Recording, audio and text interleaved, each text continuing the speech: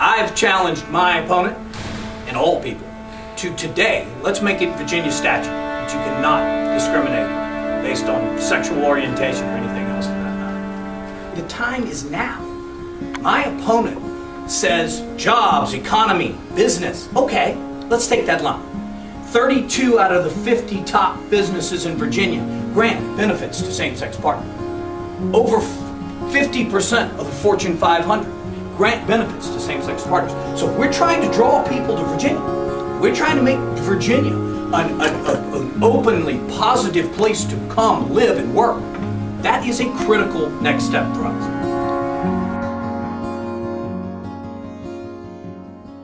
Good afternoon, everybody. Thank you so much for coming out. We're honored to be hosting Mr. Monty Mason as the first speaker in William and Larry's lecture series this year. For those of you who are just learning about William and Larry and might be interested in joining our meetings, we are a student organization that's fighting to overturn Virginia statutes that discriminate based on sexual orientation. I want to stress before this event, and we do this before every meeting, that we are a bipartisan issue area organization that encourages a little intellectual debate, but never disrespect. And please keep that in mind during this event today. You know, Republican, Democrat, we're all here to encourage dialogue. Republicans, Democrats, Independents, Green Party, apolitical, whatever you are, we can all get on board with the idea that everybody should be treated with integrity. We don't accept when our representatives say that they shy from the quote-unquote social issues. Let's get something straight. For those of us that are gay, for those of us that have friends and family that are gay, this is not a social issue, and it cannot be dismissed out of hand. Adoption rights, hate crime, health insurance, discrimination in the workplace, are these just social issues? We don't think so. They're fundamentally economic, and they displace valued members of our community.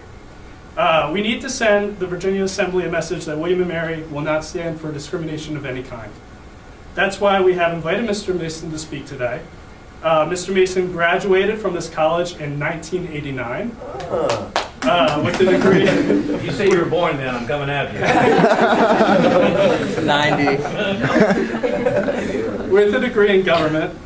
He's kept a strong connection with William and Mary. He sits on the Challenge 1 Strategic Planning Committee. He served 3 years as the chairman of the Athletic Educational Foundation. And in 2002, he received the Young Alumni Service Award. His wife, Mrs. Pamela Mason, is an assistant athletics director at the college and just has gotten a new job at the college. His business credentials are also very strong. He is a senior director at Visa, where he focuses on fraud prevention. During his 25 years of experience in the private sector, he has also worked on real estate transactions, title insurance, and in the financial sector. We are hopeful that when elected, Mr. Mason will fight for LGBT rights at the Virginia Assembly and broaden the inclusive spirit that we all long for. So, Mr. Monty Mason. Hey, thank you. Of course, you can tell I'm a government history guy because I obviously flatter myself saying he was born here. I'm getting ready to celebrate my 25th anniversary reunion. Good God, you were born long after that. Obviously, I'm not a math guy, right? So, well, thank you very much. First of all, thanks for coming out on Saturday afternoon to talk to me. That's very nice of you. I appreciate it. And thanks for having me here. Pam and I moved back to Williamsburg about 10 years ago, and when she got a job at the college. We've been bouncing all around a little bit. I'm a lifelong Virginian, but I've always been an enthusiast and a watcher of the Virginia General Assembly. And in the last decade, I have watched as the Virginia General Assembly, but the House of Delegates in particular, has just swung wildly to the right. And Virginia is a moderate, common sense state. And that is not represented by what we see coming out of the House of Delegates. So that pendulum will swing back to the more moderate center. But we have to have capable, competent, qualified people in order to have that happen. So I believe that I'm one of those people, and I threw my hat in the ring to give this a good run. As I've talked about a lot of different things, I really stress, I have a 5-year-old and a 3-year-old. My 5-year-old just went to kindergarten this year, and her kindergarten teacher suggested that upwards of 20% of the students in her class had no pre-K education. no formative education. So my daughter's is essentially her 3rd year of learning, and she's sitting next to someone struggling with their ABCs. There's a student in the class reading at a 2nd grade level, and a student in the class speaking only Spanish. So imagine the challenge for the teacher to try to incorporate all of these different stage levels of learning. Now my 3-year-olds just started pre-K. Well, we have the means to make sure that they're ready for kindergarten. I believe that Virginia and the country should make sure that every child is prepared to learn when they go to college, regardless of whether or not they have the means to prepare them. That's a big step. So I'm big on pre-K, early childhood education. I'm big on improving our schools, not taking public money and applying it to private schools or charter schools. I believe we need to make schools better. And then I'll get to William and Mary. You know, like you said, William and Mary has done everything for me. It gave me a great foundation to go out in the world and learn. I'm a government history guy, so I always say I don't know much about anything. But William and Mary taught me the way to learn. William and Mary taught me how to get into something and study it and come up with the important things. But we need to make sure that, again, everyone that wants to and has the capability to come into William and Mary or any other school has access to do so. I think the William and Mary Promise is a great first step. That, you know, Gateway covers students with a household income up to $40,000. The William and Mary Promise takes more financial aid money and puts it into that $40,000 to $100,000 range. And then households with more income will have to be called upon to pay. So I think the autonomy granted to the college to make those steps is critical. I don't think Virginia's a state school, so in-state should be always given priority, but I don't think the General Assembly should set a hard and fast percentage. Because every 1% of out-of-state students is about $3 million to William and Mary. So unless the General Assembly is going to fully fund the difference between the 65% or so where we are and the 70% that a particular delegate wants to do, unless they're going to put that money forward, I think we've got to give the Board of Visitors and the President's Office the autonomy to make those decisions. I serve on the Challenge 1 Strategic Planning Committee, being the preeminent liberal arts institution. Talk about being the dumb guy in the room. I mean, this is all the deans and the heads of departments. I've learned more about William and Mary in the 2 or 3 years I've been on that than I have my whole time. But get this, the arts and sciences budget at William and Mary is $200,000 less today than it was in the year 2000. Maintenance and operation. So that's not teachers, that's not curriculum, that's just keeping the lights on and emptying the trash cans. And not adjusted for inflation in real dollars. We have a $10 million fund that we use to put up against matching grants. Hey, the federal government will give you $1 million if you can put up $500,000. The state will give you $250 if you can put up $250. In 8 of the last 10 years, that $10 million has been applied towards operating money. And we haven't had that money to draw grants and opportunity both for our professors and our students back to William and Mary. We've got to do better than that. You mentioned I'm the chairman of the Williamsburg Economic Development Authority. We've worked really hard to try to revitalize downtown, find more student-oriented businesses. We were a part of the Tribe Square transaction. We used demolition grants to knock down the old buildings there. I think that's exactly the type of thing we need. More student opportunity and business-oriented focus, and giving y'all a place to live and be a part of the community. So we worked really hard with the college and with other localities to try to make downtown thrive and make it more attractive to you, to our visitor, and to the residents. So, but probably one of the biggest areas that I differ with my opponent and that has drawn me to this election are the assault on women's rights, voter rights, and the lack of equal rights in Virginia.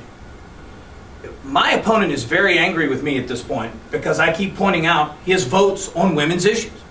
He voted for a personhood bill that would, so the American College of Obstetricians and Gynecologists says that it will eliminate some forms of contraception, as does our lieutenant gubernatorial pediatric neurologist, Ralph Northam. Howard Jones, the 102-year-old head of the Jones Institute, one of the foremost leaders of in vitro fertilizations in the country, said within the last month that that bill could call into question and put in vitro fertilization out of business.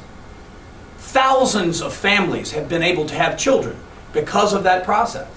And first and foremost, I don't believe that a man ought to be telling a woman ever what to do with her body. And I don't believe that untrained people or legislators should ever step between any person and their doctor in an exam room. So I will fight aggressively to stop this intrusion and to just focus on the things we're supposed to be focusing on, not fighting the fights that were fought and won 40 years ago. I also find it interesting that in the year of the 50th anniversary March on Washington, they're passing voter ID bills in the name of stopping voter fraud. Colin Powell said, how can you stop widespread voter fraud when there is none? There is nothing to be widespread. The Richmond Times-Dispatch did research on 194 cases. A couple years ago, of the 194 cases, you know how many they found someone voting as Monty Mason in Williamsburg and then voting as someone else in Lynchburg and someone else in Richmond? Zero. There wasn't a single case of the voter fraud. Was Monty Mason was a convicted felon and had signed up and been registered to vote and went and illegally voted. There was no one. So there's been no evidence, no data. And I'll tell you, a lot of people in this society feel that this rolls you back to the era when you were trying to either the poll tax, segregate the vote, or stop the vote. I'm from Farmville, Virginia. One of the 5 court cases named in Brown versus Board of Education. Anderson versus Prince Edward County. So if there is ever a person in this world that should understand equal rights for all people, it's a man from Farmville, Virginia. Whether that's race, gender, or sexual orientation does not matter. My opponent voted against an openly gay judge, an eminently qualified openly gay judge, stayed till 1:30 in the morning to do it the first time and voted against him the second time. Yesterday in a forum, he said, well, this guy signed a contract. And he knew the contract was for 6 years, and he knew don't ask, don't tell was a policy, and he violated the contract. I said to him, why'd you do that? Why didn't you just wait till you get out? He said, I was making a point, and I only had 6 months left. He says he voted against him because he violated a contract that he knowingly signed. Let's take a second with that. This man was a decorated fighter pilot, and he also said he took a place from someone else. This man was a decorated fighter pilot who was honorably discharged from the Navy. Now, I've never served in the military, but when you're honorably discharged from the military, that's good enough for me. Do y'all know the Tracy Thorne Beglin story? So he's turned down by the General Assembly. It goes back to the Richmond Bar Association, who is livid. Now, this just in. Hi, how are you? This just in. The Richmond, Virginia Bar Association ain't exactly a liberal organization. They're a bunch of fairly conservative lawyers. They interim appointed him right to that judgeship. When the General Assembly came back, he made his rounds again. He was appointed and checked off by the House of Delegates. He went to the Senate, and again, my opponent voted no. He went to the Senate. 12 Virginia state senators walked off the floor of the Senate rather than to vote for an openly gay judge. Now, to me, that is appalling. This is 2013, as you well know, and a long way from my graduation year.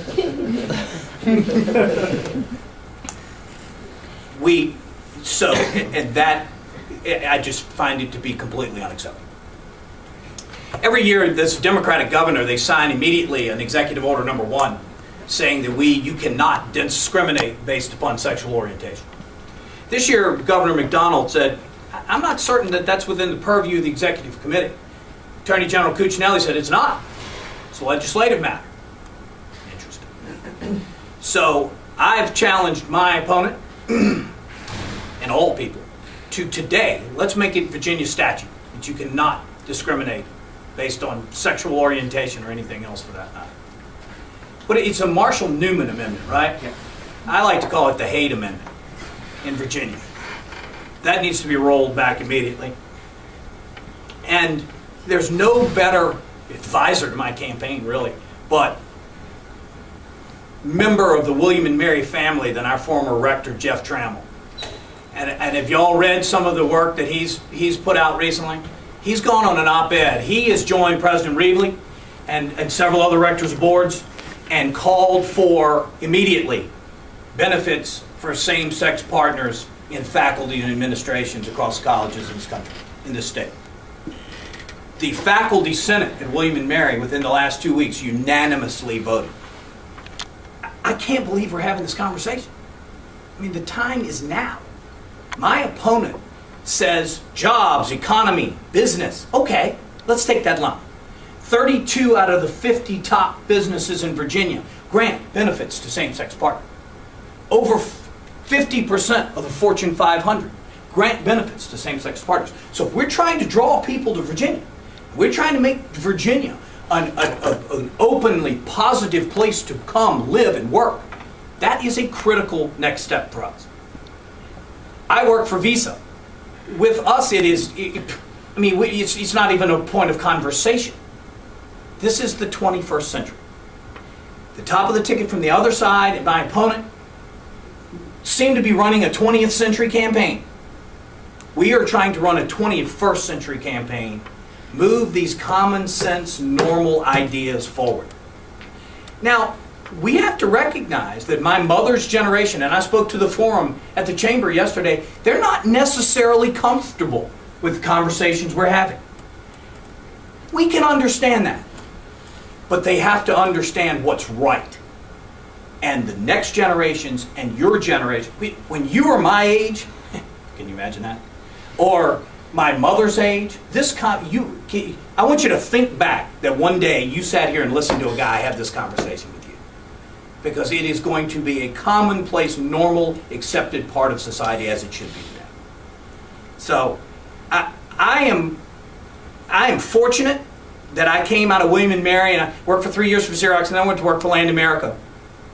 And one of the greatest real estate transaction lawyers I have ever met was an openly gay man who had a committed partner. How many years ago was that? 15, 20 years ago?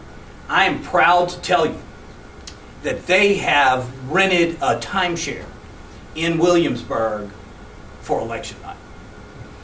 And they're coming down from Rehoboth, Delaware, where they live now. We can say with University of Delaware, we say Rehoboth. They're coming down from Delaware to spend election night here, just for me. So, that means a lot. So, again, what an amazing turnout, Saturday at 1 o'clock. I mean, this is awesome. We just left a bunch of young Dems going out to knock on doors. The ones that didn't want to mess with the rain are making phone calls. I mean, they are fired up and enthusiastic, excited. I tell you what, I'm proud to see flyers with my name on it at William & Mary again. I ran for 100 offices while I was here, so I had them up all the time back then, so it's kind of like the old days. Pam texted me, do you know you have flyers up? I'm like, no, go. So, anyway.